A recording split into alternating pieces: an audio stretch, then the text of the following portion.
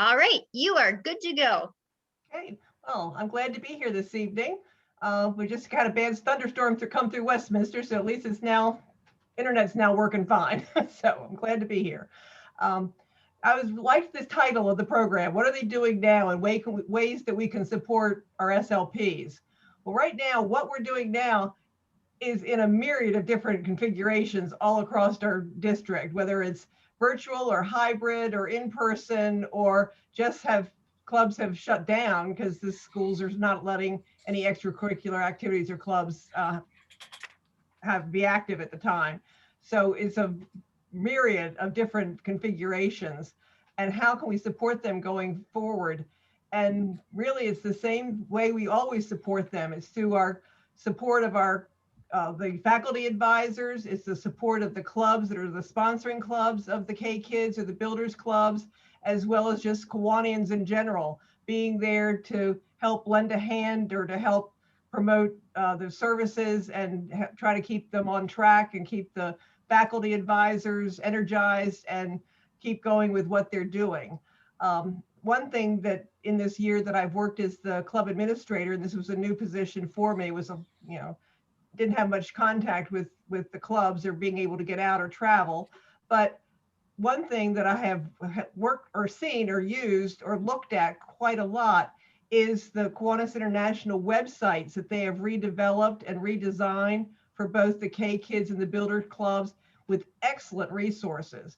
They put out resources for virtual club meetings, which could be the same materials you could use if you're meeting in person. It doesn't have to be just if you're virtual.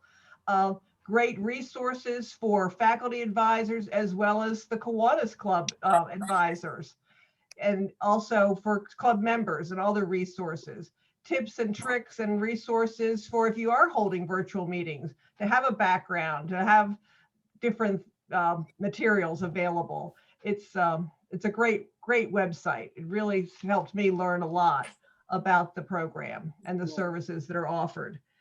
You can turn the volume up. Okay. This has been a really, daunting year with the pandemic and everything that's going on, but it's hopefully we're coming out of this. So I at least know in Carroll County this year, and our State Board of Education this past week in Maryland said that they want all schools to be back 5 days a week in person come next school year. So now's a really good time to reach out to those faculty advisors and with your clubs and see how you can support them as they prepare for the next year. And there may be some advisors you've lost, so they'd have to be replaced. So helping work with school administration to have replacement or to have advisors replaced and not to lose the clubs, as well as clubs that were shut down because of COVID and notified KI that they weren't meeting because of COVID, to get them restarted and get them going again. And that's useful information is also on those websites. So that's the best way I believe we can just be there to communicate, to work with the faculty advisors, work with our club members and the Kiwanis advisors for clubs that have K Kids and Builders Clubs, and be open and see how you can help is really the most important thing, and to be there for them. So, don't have a whole lot more than that to go on at this time, because there's no one right answer, because each club is so different. That was great.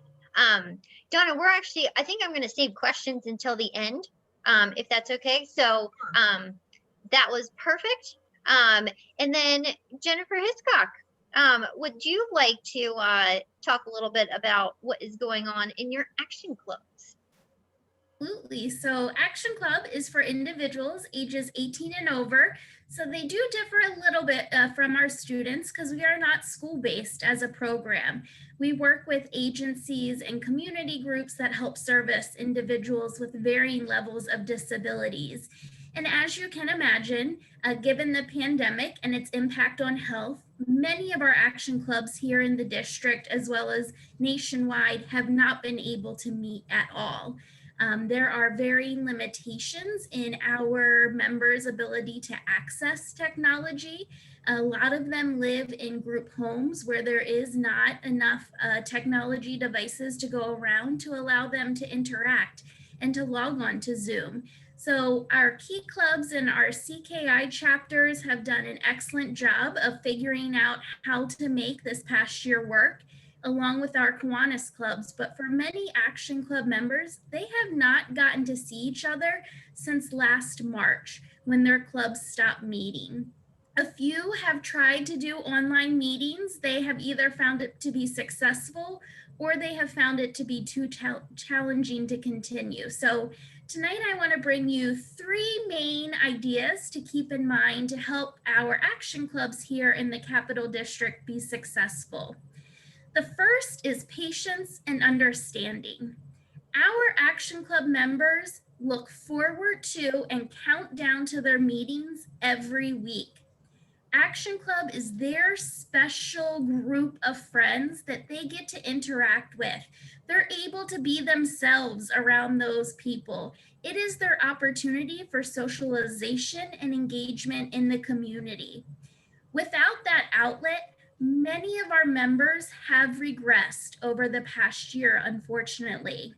And so they need us as Kiwanis members and as advisors to be understanding of the time that it's going to take to get our members back to where they were when we all had to drop everything March 13th of 2020. They're going to need a lot more guidance and mentoring to lead a meeting because they most likely have forgotten how to do that. Their skill levels are different. And so when we go into that first meeting in action clubs, we might have to lead more than we usually did, and that's okay. They know we are there to support them, and that is the most important piece. But I do want to make sure that we are staying patient and understanding for our action club members, but I also bring that up as a topic because our agency advisors have so much on them. We think action clubs should be their priority. We love Kiwanis. We love Action Club. We love our SLPs. Agencies don't have the bandwidth to have Action Club at the forefront of their mind. They have so many other things they're taking care of right now during the pandemic, which the number one thing is how to get individuals back within that day program setting or back into the community. So we aren't going to get a response within a day or so. We have to sort of take a step back, allow them to have their space to do their work. And that's where we can step up and offer to assist more than we used to. I know for a lot of our action clubs here in the Capital District, agency advisors really led the charge, and they had to, given the agency rules and regulations. Times have changed, and really this is our opportunity as Kiwanis clubs to lead the charge. Which brings me to my second point, the ability to join projects.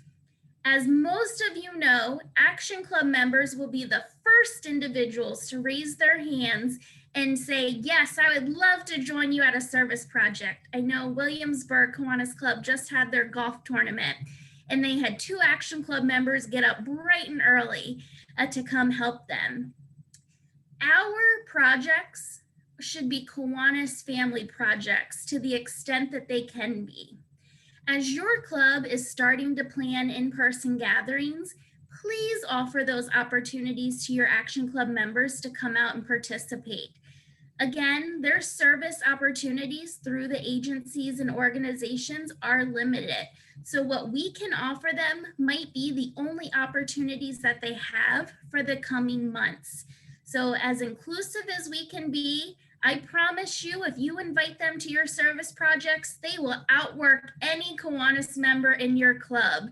They do double the amount of service that we do as individuals. So please be an inclusive Kiwanis family and offer up your projects to them.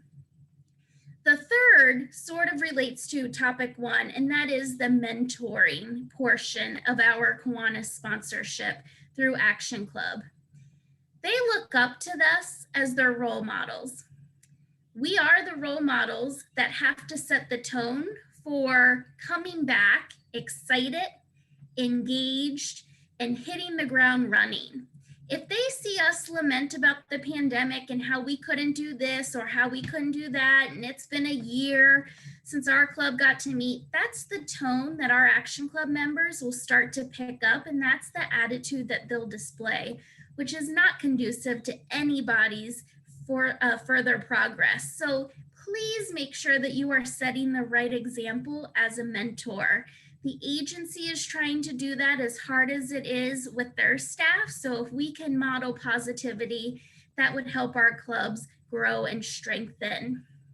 It is a goal that Action Club grows and strengthens, even though we are in hard times and coming off of a pandemic.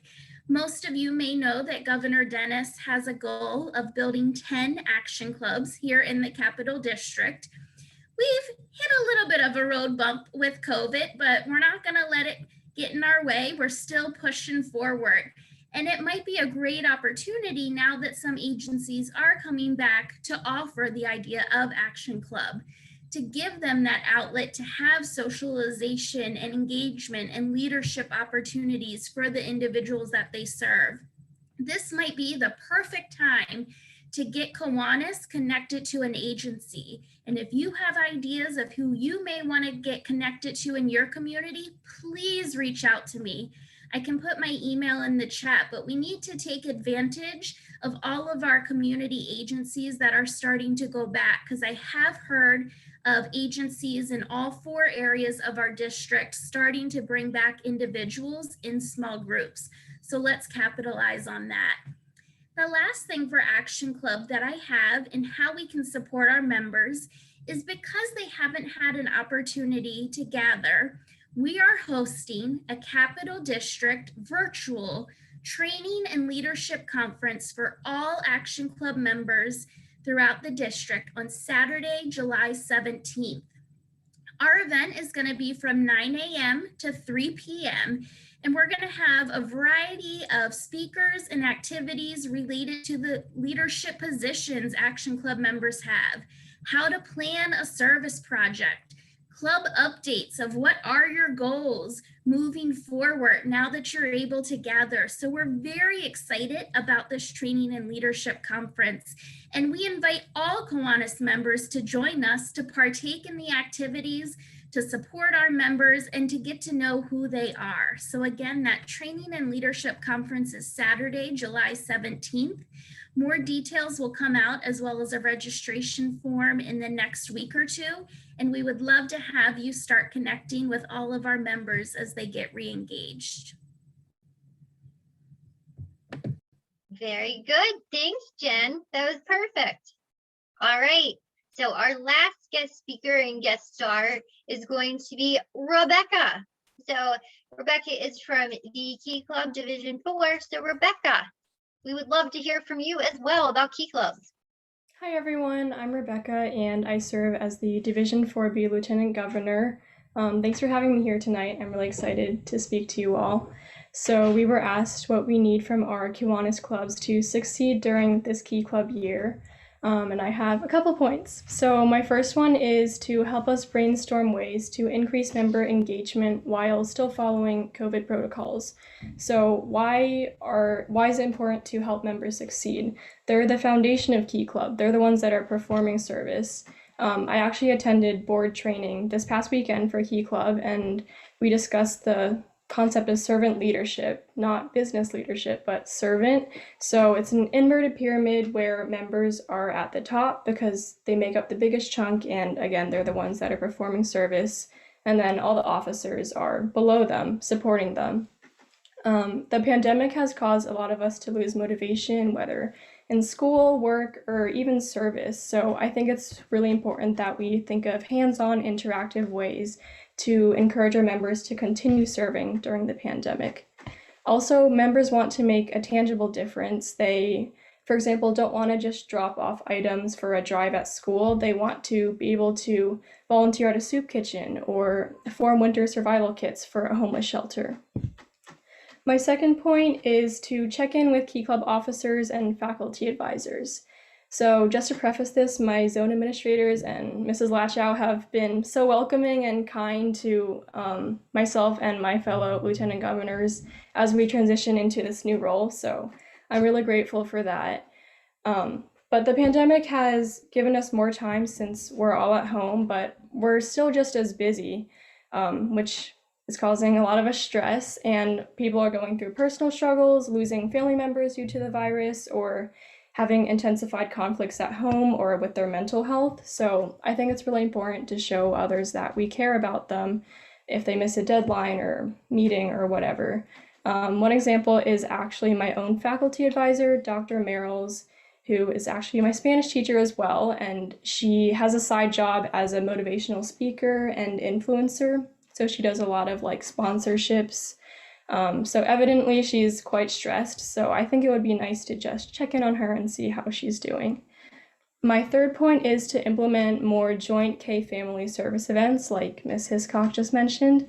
Again, I think this will really unite us during this pandemic, while also giving members a peek into life after Key Club, such as CKI and Kiwanis. And I think it'll motivate them to join Circle K International. For me, my dream college is UCLA, and I definitely plan on joining CKI when I go there. So I'm really excited for that. And one example of a joint service event that actually my home club did with the Kiwanis Club of Ellicott City was Backpacks for Breaks, essentially just stuffing backpacks full of food for students who need them during the week, who don't have access to healthy food. And that event had great turnout, so I definitely would like to see more of that in other clubs and during this new Key Club year. And my fourth point is just to ask you all to please continue attending any meetings of Key Clubs that you sponsor. I know all the adults here are very busy, of course, but it really shows support to the students that you sponsor. And also with a lot of the meetings being virtual, it's very accessible. Just hop on Zoom or Google Meet.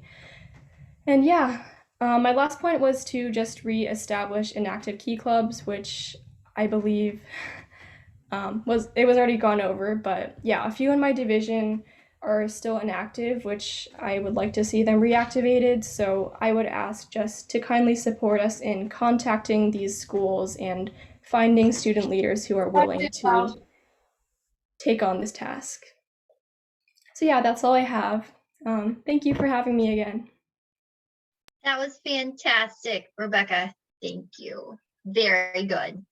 All right.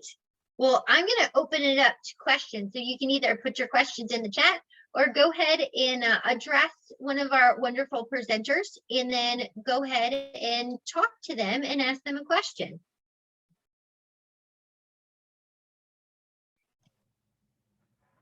Let's see if we have anything. Rebecca, everybody's really proud of you.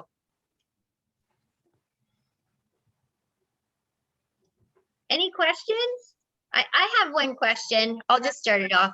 So is there, I know one of the things that Rebecca, for example, for Key Clubs that people can do is have, make sure that they spend their time with the Key Clubs.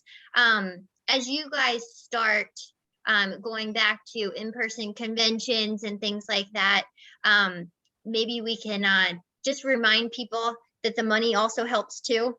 So I'm sure there's lots of things that you might want to do throughout the year. So, you know, from your side, you can always just make sure that you ask for things like that from your Kiwanis clubs as well. So more of a statement than a question, I guess. All right. You know, if I can jump in real quick, you know, it's kind of been talked about and alluded to, but one of the things we hear, and I know Josh is on the call and he can probably validate this as well, but we hear a lot from the Key Clubbers after they've finished Key Club, especially, they didn't even know they were part of Kiwanis because none of the Kiwanis clubs that sponsor them ever reached out to them. So if you are a member of a club that sponsors a Key Club, please either you reach out, make sure some of your club officers reach out, or especially the club advisor that has been appointed by the club to that Key Club, CKI, builders, whatever it may be, Action Club. Make sure that you know, the club is engaged with those organizations. It's very vital as a mentor to them as they grow and hopefully come back to the Kiwanis family when they're ready to do so. Excellent. Katie, you had a question. Sorry about that. Go ahead. Thanks. So my question is for Rebecca. So I am the president of the Capital Legacy E-Club. So we are totally virtual. We have some people that live in Virginia and Maryland, but we also have people that live all over the country. And we're going to be co-sponsoring a key club in DC. And we're looking to provide mentoring support to clubs that lost their sponsorships in Southern Maryland. So from your student perspective, I just graduated college last year. So I understand, you know, when you have those mentors kind of stepping in, but you don't want them to step in too much. What's kind of your perspective of trying to get the club off the ground? What are the most helpful resources that a Kiwanis club could provide when you're just getting started from your perspective?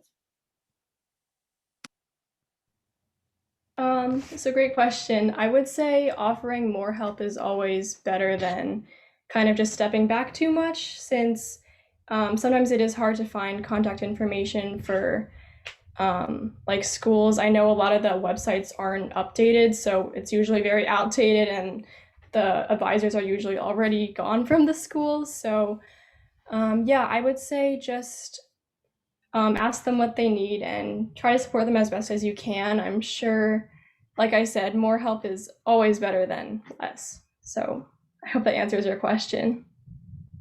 Thank you so much. I appreciate that. All right.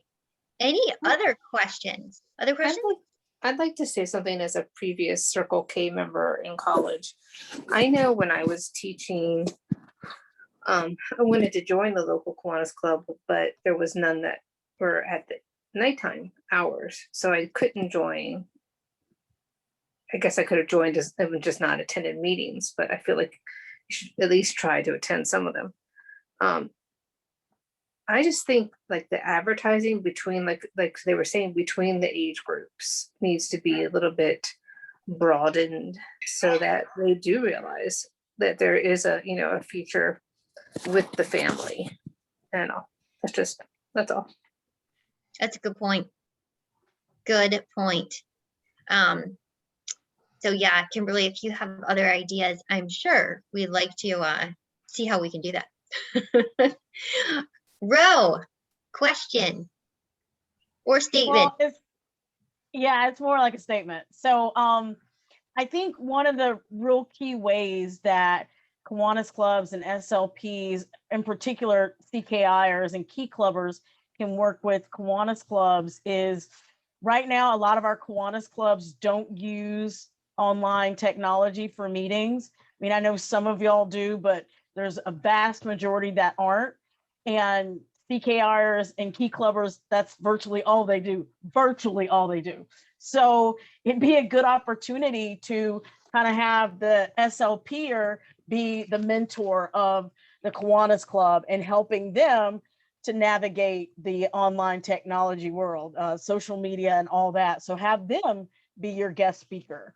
Have them do your training session to tell you how to do that. That's all I got.